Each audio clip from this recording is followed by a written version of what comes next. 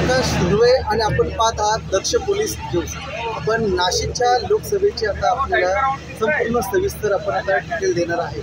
नाशिकच्या अंबेड या परिसरात वेअर हाऊस या ठिकाणी आपण सकाळपासून आपण या ठिकाणी जर बघतोय की मतमोजणीला सुरुवात झालेली आहे।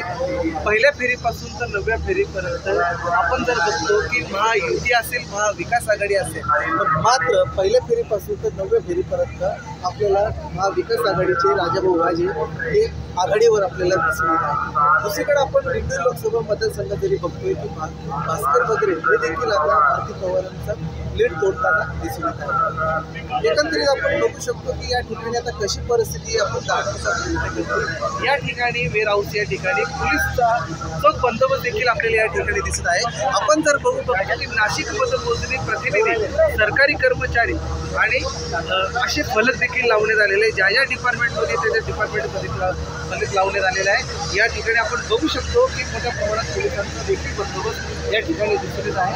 आपण देखील या ठिकाणी बघू शकतो जे अधिकारी वर्ग, या अधिकारी वर्गांचा देखील या ठिकाणी बंदोबस्त दिसून येत आहे।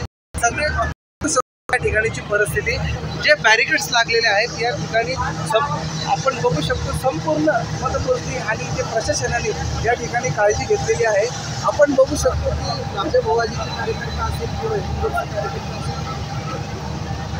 या ठिकाणी देखील मोठ्या प्रमाणाचे कार्यकर्ते देखील यांचा जवळ झालेला आहे आणि आपण सविस्तर आढावा देत राहतो। सध्या तरी आता महाविकास आघाडीचे राजाभाऊ वाजे हे आपल्याला आघाडीवर दिसून येत आहे।